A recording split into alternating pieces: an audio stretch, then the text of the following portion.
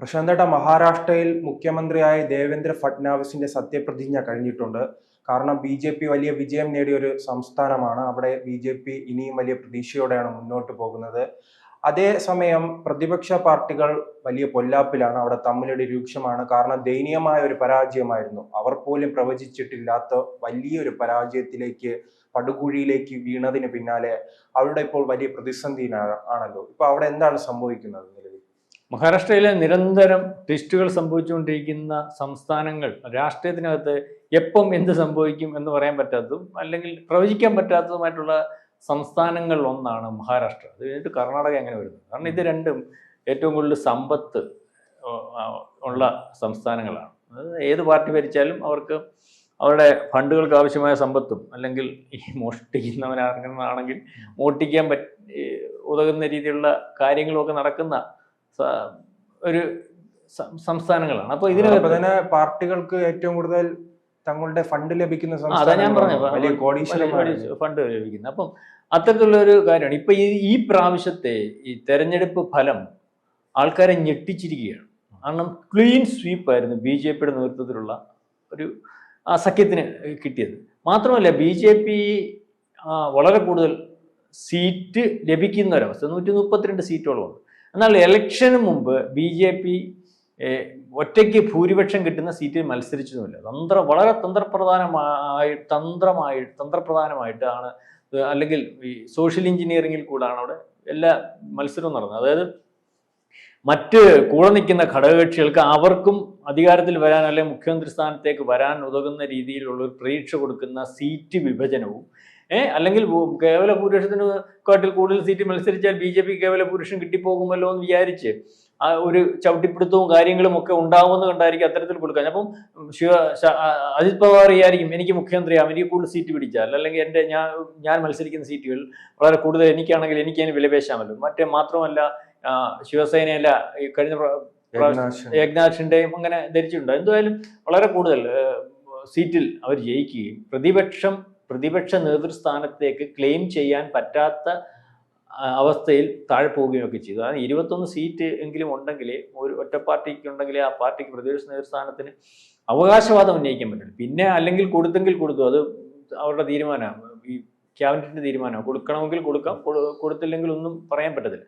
അപ്പൊ ഇപ്പൊ അവിടെ അദ്ദേഹം കളിച്ചുകൊണ്ടിരിക്കുന്ന ഒരു കളി എന്ന് പറഞ്ഞാൽ, ഇതിന് ശേഷം ഈ പറയുന്ന ഇപ്പൊ അവരുടെ കൂടെ നിൽക്കുന്ന ഏക്നാഥ് ഷിൻഡെയുടെ ശിവസേന അല്പം അസാരസ്യങ്ങളൊക്കെ കാണിച്ചു.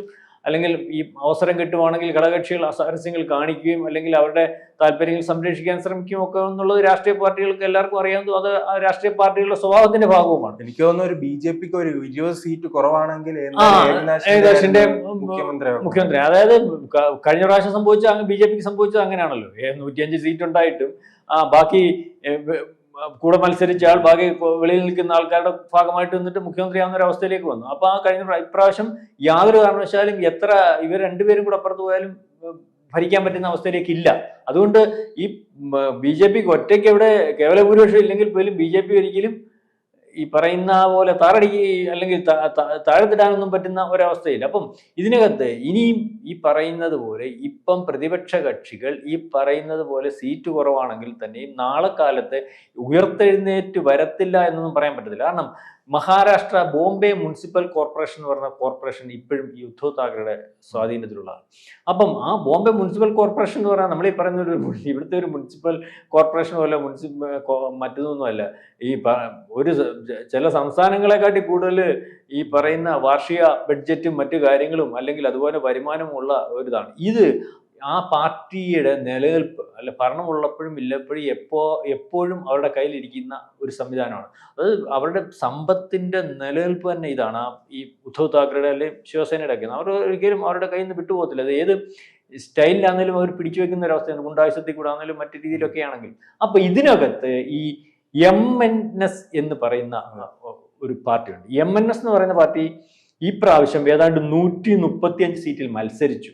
ഈ 135 സീറ്റിൽ ഒറ്റയ്ക്ക് മത്സരിച്ചപ്പോൾ അവർ പിടിച്ച ഈ പറയുന്ന വോട്ടുകളുടെയൊക്കെ ശതമാനക്കണക്ക് നോക്കുമ്പോൾ അത് ഒരു പക്ഷേ പിടിച്ചിരിക്കുന്നത് ഈ പറയുന്ന ഉദ്ധവ് താക്കറെയുടെയും അല്ലെങ്കിൽ പ്രതിപക്ഷ കക്ഷികളുടെയും ഒക്കെ വോട്ടാവും. അതും ഇത്രയും ക്ലീൻ സ്വീപ്പിൽ വരുന്നതിന് ഒരു കാരണമായിട്ടുണ്ട്. അപ്പോൾ ഈ MNSന്റെ രാജ് താക്കറെയുമായിട്ട് ഈ ഫഡ്നാവിസിന് നല്ല ബന്ധമാണ്. അദ്ദേഹത്തിന്റെ മകനൊക്കെ മത്സരിച്ച അമിത് താക്കറെ അതൊക്കെ തോറ്റുപോയി.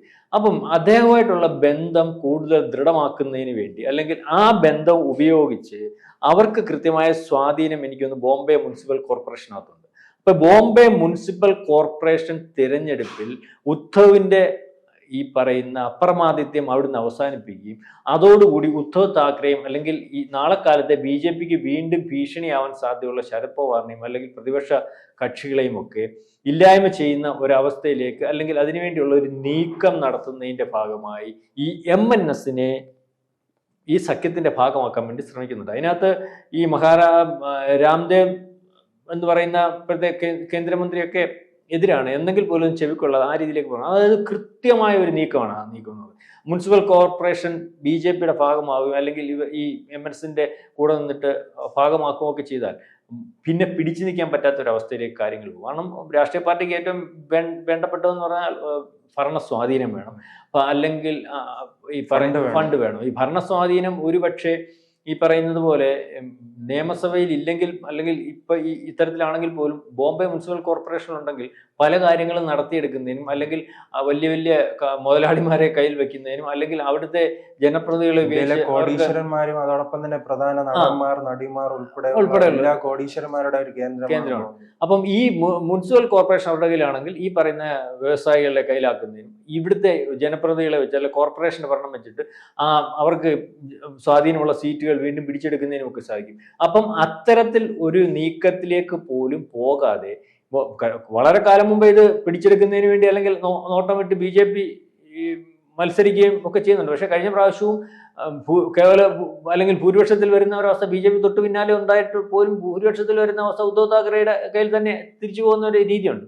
അപ്പം അത് തിരിച്ചു പിടിക്കുന്നതിന് MNSനെ കൂട്ടുപിടിക്കുന്ന ഒരവസ്ഥ. MNS ഈ സഖ്യത്തിനകത്ത് ഇപ്പം വരുന്ന ഒരവസ്ഥയുണ്ട്. കാരണം ആദ്യം ഈ സഖ്യം BJPയോട്ട് അടുക്കുമ്പോൾ ശിവസേനയുടെ ഒരു പാർട്ട് BJPയോടൊപ്പം ഉണ്ടല്ലോ, അവർ ഇതിന് അനുകൂലമായി പ്രതികരിക്കുമോ? കാരണം ശിവസേനയുമായി തെറ്റിപ്പിരിഞ്ഞാണ് ഈ രാജ് താക്കറെ സ്വന്തം ഉദ്ധവ് താക്കറെ എന്ന് പറയുന്ന ഇപ്പൊ ഈ പിരിയുന്നതിന് മുമ്പേ തന്നെ ശിവസേന പിരിഞ്ഞതാണ്.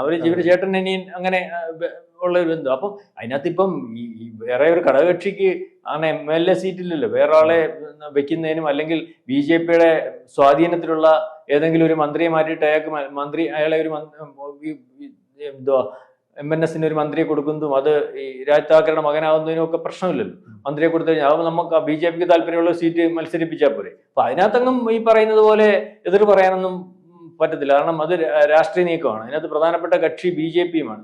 അപ്പൊ അത്തരത്തിലേക്ക് ഒരു നീക്കത്തിന് വേണ്ടിയുള്ള ശ്രമമാണ് നടക്കുന്നത്. മാത്രവുമല്ല ഈ പ്രതിപക്ഷ കക്ഷികൾ, കോൺഗ്രസ്, ഈ ശരത് പവാറിന്റെ ഭാഗത്തുള്ള കോൺഗ്രസ്, അല്ലെങ്കിൽ ഉദ്ധവ് താക്കറയുടെ ഭാഗമായി നിൽക്കുന്ന BJP, ഔദ്യോഗിക BJP ഇപ്പം കോടതിയൊക്കെ അംഗീകരിച്ച പിന്നെ കോൺഗ്രസ്, ഇവര് മൂന്നും തമ്മിൽ ഇപ്പൊ മാനസിക ഐക്യത്തിലില്ല. കോൺഗ്രസിന്റെ കുഴപ്പം കൊണ്ടാ മറ്റു രണ്ടുപേരും പോയത് അവരുടെ അല്ലെങ്കിൽ അവരുടെ പ്രശ്നങ്ങളാണെന്ന് പറഞ്ഞിട്ട് നിൽക്കുകയും, മാത്രമല്ല ശരത് പവാർ അപ്രമാദിത്യം ഒരിക്കലും കോൺഗ്രസിന് കീഴ്പ്പെട്ടു പോകുന്ന ഒരു അവസ്ഥയില്ല. ഉദ്ധവ് താക്കറെ ആദ്യ തൊട്ടേ അദ്ദേഹത്തിന് മുഖ്യമന്ത്രി ആവണമെന്ന് പറയുക, യാതൊരു കാരണവശാലും മുഖ്യമന്ത്രി ആക്കാൻ പറ്റത്തില്ല എന്ന് കോൺഗ്രസ് കടുംപിടുത്തം പിടിക്കുകയും ഒക്കെ ചെയ്തു പോകുന്ന ഒരു അവസ്ഥയാണ്. അതായത് ഈ പ്രതിപക്ഷ കക്ഷികൾ മാനസികമായിട്ട് ഐക്യത്തിലല്ല. മാത്രമല്ല പ്രതിപക്ഷ കക്ഷികൾ ക്ലീൻ സ്വീപ്പിലാവുകയും അവർക്ക് യാതൊരു കാര്യവും ഇല്ലാതെ വരികയൊക്കെ ചെയ്യുമ്പോൾ നാളെ കാലത്തെ അവിടെ പിടിച്ചു കയറുന്നതിന് വേണ്ടി സാധിക്കാത്തൊരവസ്ഥ വരും. കാരണം നമ്മൾ ഈ പ്രതീക്ഷയില്ലാത്തടത്ത് പിന്നെ ആൾക്കാരെ നിൽക്കുകയോ വോട്ട് ചെയ്യുകയും ചെയ്തില്ല. സ്വാധീനമുള്ളിടത്തും അല്ലെങ്കിൽ സംവിധാനങ്ങളുള്ളിടത്ത് ജനം സമീപിക്കത്തുള്ളൂ. അപ്പം ഇപ്പൊ ഒരു കളി കളിക്കുന്നുണ്ട്. ഇപ്പം കഴിഞ്ഞ ദിവസം ഡൽഹി മുഖ്യമന്ത്രിയായിരുന്ന അരവിന്ദ് കെജ്രിവാൾ, പുള്ളിയാണല്ലോ ഈ കുരുട്ടുബുദ്ധിയുടെ ആശാൻ. പുള്ളി എന്നിട്ട് ശരത് പവാർ ടീമിനായിട്ടൊക്കെ പറഞ്ഞിട്ട് പലവട്ടം സുപ്രീം കോടതി ഓടിച്ചിട്ടുള്ളതും അല്ലെങ്കിൽ തോൽക്കുമ്പോഴെല്ലാം ആയുധമാക്കുന്നതുമായിട്ടുള്ള EVMന്റെ വിഷയമാണ്. അല്ലെങ്കിൽ ഞങ്ങൾക്ക് സ്വാധീനമുള്ളിടത്തും അല്ലെങ്കിൽ ഞങ്ങൾക്ക് ഏറ്റവും കൂടുതൽ ജയിക്കുമെന്ന് സ്വാധീനമുള്ള പലയിടത്തും വോട്ടെണ്ണിയപ്പോൾ ഞങ്ങൾ വളരെ പുറകിലേക്ക് പോയി. അപ്പം ആ രീതിയിലേക്ക് വീണ്ടും സുപ്രീം കോടതിയെ സമീപിക്കുന്നതിനും, അതായത് ഈ ജനാധിപത്യ സംവിധാനത്തിൽ കൂടി വളരെ വലിപ്പത്തിൽ അധികാരത്തിൽ വന്നിരിക്കുന്നത് വ്യാജമാണെന്നും അല്ലെങ്കിൽ അത്തരത്തിലുള്ള പ്രചരണം, അന്ന് വയർ അത്തരത്തിലുള്ള പ്രചരണം നടത്തി മാപ്പ് പറഞ്ഞതാണ്. വയർ എന്ന് പറയുന്ന ജോർജ് സോറസിന്റെ അല്ലെങ്കിൽ ആന്റി ഇന്ത്യൻസിന്റെയും കൂടെ നിൽക്കുന്നതും ആ ഇതിനകത്ത് വരുന്ന ഒരു മാധ്യമ സ്ഥാപനമാണ്. അപ്പൊ അവർ പിന്നെ അത് തെറ്റായിപ്പോയി, ഞങ്ങൾ പറഞ്ഞത് ഈ പോസ്റ്റൽ വോട്ടിന്റെ കാര്യമാണെന്നൊക്കെ പറഞ്ഞ് തടി. പക്ഷെ ആ വാർത്ത വലുതായിട്ട് വന്നില്ല. മറ്റേ വാർത്ത വളരെ ഇപ്പൊ വീണ്ടും ഇത് EVM വിഷയമാണെന്ന് വരുത്തുന്നതിനും അല്ലെങ്കിൽ സുതാര്യമല്ല ജനാധിപത്യ സംവിധാനം അല്ലെങ്കിൽ ഇലക്ഷൻ വരുത്തുന്നതിന് വേണ്ടിയുള്ള ഒരു ശ്രമം നടത്തുന്നതിന്റെ ഭാഗമായിട്ടും അവരുടെ കൂടെ നിൽക്കുന്ന ആൾക്കാരെ വീണ്ടും പ്രതീക്ഷയോടുകൂടി നിർത്തുന്നതിന് വേണ്ടിയുള്ള ഒരു ശ്രമമാണ്. സുപ്രീം കോടതി പോയാൽ നിലനിൽക്കത്തില്ല, കാരണം അതിന്റെ തെളിവുകളില്ല. എന്നാലും സുപ്രീം കോടതി പോയി ഒരു ക്ലെയിം ഉണ്ടാക്കി ഈ ഒരു അവർക്ക് പറ്റിയേക്കുന്ന ഒരു ക്ഷീണം മറച്ചു പിടിക്കുന്നതിന് വേണ്ടിയുള്ള ഒരു ശ്രമം ശരത് പവാറിന്റെ ഭാഗത്തുനിന്നും അല്ലെങ്കിൽ ഇന്ത്യ മുന്നണിയുടെ ഭാഗത്തുനിന്നും ഒക്കെ ഉണ്ടാകുന്ന ഒരു അവസ്ഥയുണ്ട്. ഏതായാലും ഫഡ്നാവിസ് കളിച്ച കളി അല്ലെങ്കിൽ ഇനിയും അങ്ങോട്ട് മുന്നോട്ട് കളിക്കാൻ പോകുന്ന കളിയും പ്രതിപക്ഷ കക്ഷികളെയും അല്ലെങ്കിൽ അവർക്ക് എവിടൊക്കെ സ്വാധീനമുണ്ടോ ആ സ്വാധീനം ഒക്കെ മറികടന്ന് അപ്രമാദിത്വത്തിലേക്ക്, നിയമസഭയിൽ കിട്ടിയ അപ്രമാദിത്വത്തിലേക്ക് ഈ പറയുന്ന ബോംബെ മുനിസിപ്പൽ കോർപ്പറേഷനിലും അല്ലെങ്കിൽ മറ്റ് സംവിധാനങ്ങളിലും ഒക്കെ കയറി പിടിക്കുന്നതിന് വേണ്ടിയുള്ള സോഷ്യൽ എഞ്ചിനീയറിങ്ങും അല്ലെങ്കിൽ അതിന് വേണ്ടിയുള്ള സഖ്യവും ഒക്കെ ആയിട്ട് മുന്നോട്ട് പോകുന്നതിന്റെ ഭാഗമായിട്ടാണ് MNS എന്ന് പറയുന്ന ഒരു സീറ്റ് പോലും ഇല്ലാത്ത സീറോ പൊളിറ്റിക്സ് കളിക്കുന്നതിന് വേണ്ടിയുള്ള ഒരു ശ്രമം നടക്കുന്നതെന്നാണ് മനസ്സിലാകുന്നത്. ഏതായാലും ഫഡ്നാവിസിന്റെ കളി മഹാരാഷ്ട്ര രാഷ്ട്രീയത്തിൽ പ്രതിപക്ഷത്തിനെയൊക്കെ ആകുലപ്പെടുത്തുകയും അല്ലെങ്കിൽ ഭയപ്പെടുത്തുകയും ഒക്കെ ചെയ്തിട്ടുണ്ട്. അവരുടെ നിലനിൽപ്പിനെ തന്നെ ബാധിക്കുന്ന ഒരു അവസ്ഥയിലേക്ക് നീങ്ങിക്കൊണ്ടിരിക്കുകയാണെന്ന് നമുക്ക് മനസ്സിലാവും. കൂടുതൽ വാർത്തകളും വിശേഷങ്ങളും നിങ്ങളിലേക്ക് എത്താൻ ABC മലയാളം സബ്സ്ക്രൈബ് ചെയ്യുക, ബെൽ ബട്ടണും അമർത്തുക.